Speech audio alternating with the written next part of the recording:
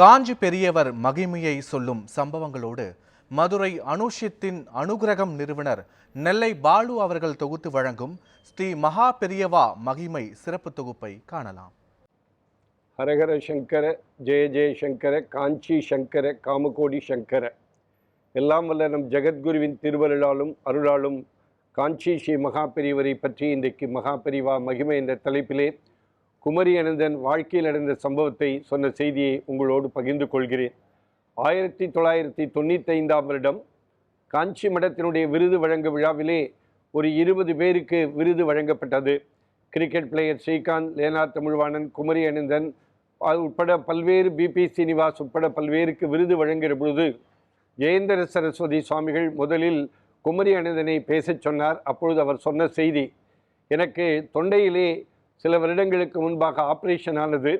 Operation ஆனாலும் என்னால் பேச முடியவில்லை. நான் என் மகள் மருத்துவர் முன்னாள் கவர்னரை அழைத்து கொண்டு நான் காஞ்சி மகா பெரியவரை தரிசிக்க போன போது மகா பெரியவரிடத்திலே அவர் என்னுடைய அப்பாவிற்கு தொண்டையிலே ஆப்ரேஷன், பேச்சு வரவில்லை என்று சொன்ன உடனே உனக்கு அப்படியே பார்த்து கொண்டிருந்து உனக்கு பேச்சு வரவில்லையா என்று சொல்லி ஒரு கூடை நிறைய நம்முடைய தாமரை பூக்கள் இருந்தது.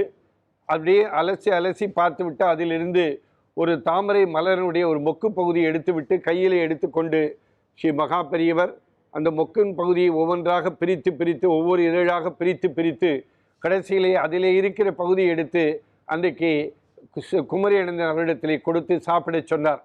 அவர் சொன்னார், நான் சாப்பிட்ட உடனே நான் பேச ஆரம்பித்து விட்டேன். எது தொண்டையிலே அடைக்கப்பட்டிருந்ததோ மகா பெரியவர் அந்த இதழை ஒவ்வொரு பகுதியாக பிரித்த உடனே என் தொண்டை அந்த சரி செய்யப்பட்டு நான் உடனடியாக அவர் முன்பாக பேச ஆரம்பித்து விட்டேன் என்று சொன்னார். அதற்கு முன்பாக அவர் சொன்னார், காஃபி வேண்டுமென்றால் கூட காற்றுத்தான் வந்தது என்று மகள் சொன்ன அந்த நிகழ்வை எடுத்து சொன்னார். எப்படி அவர் அற்புதமான பேசே வர முடியாத சூழ்நிலையில் இருந்த நம்முடைய குமரி அனந்தனுடைய பேச்சை கூட அவரால் பேச முடியும் என்கிற சித்தாந்தை உருவாக்கிய மகா பெரியவாளை நாம் என்ன என்று சொல்வது? தோன்றிற் புகழொடு தோன்றுக அக்கிலார் தோன்றலின் தோன்றாமை நன்று என்று சொல்வார்கள். வையத்துள் வாழ்வாங்கு வாழ்பவன் வானுரையில் தெய்வத்துள் வைக்கப்படும் என்ற வள்ளுவனுடைய வாய்மொழிக்கேற்ப மகா பெரியவாள் செய்த அற்புதங்கள் ஏராளம். அவர் இதுவரை நான் ஏற்கனவே குறிப்பிட்டது போல அவர் சித்து செய்ததில்லை. ஆனால் பல பேருடைய வாழ்க்கையிலே வழிகாட்டியாக விளங்கிய மகான் என்று சொன்னால் அது மிகையாகாது. காஞ்சி மடத்திலே ஒவ்வொரு இரவிலையும் 12 ரூபாய்க்கு மேல் பணம் இருக்கக்கூடாது என்று சொல்வாராம்.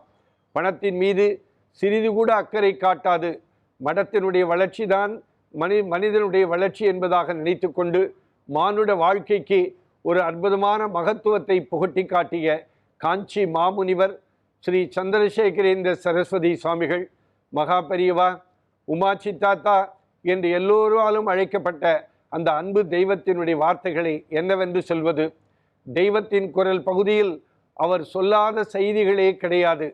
அவர் ஒரு அற்புதமான ஒரு மிகப்பெரிய மகா சித்தர் என்று சொன்னால் அது கண்டிப்பாக மிகையாகாது. முன்பெல்லாம் நாம் காஞ்சிபுரத்திலே போய் அவரை தரிசித்து வந்தோம். இன்றைக்கு அவர் காஞ்சிபுரத்தில் அவர் இல்லை என்றாலும் அவருடைய சித்தாந்தங்கள், அவருடைய அருளுரைகள், அவர் சொன்ன செய்திகள் இன்றைக்கும் நம்மையெல்லாம் வழிநடத்தி கொண்டிருக்கிறது என்று சொன்னால் அது கண்டிப்பாக மிகையாகாது. எத்தனையோ பேர், நான் காஞ்சிபுரத்திற்கு போனேன், மகா பெரியவா இருந்தபோது நான் அவரிடத்திலே பேசினேன். நான் சில செய்திகளை சொன்ன மாத்திரத்தில் காது கொடுத்து கேட்டார். அவருடைய அருள் பார்வை நம் மீது விழாதா என்று ஏக்கத்தோடு போனோம்.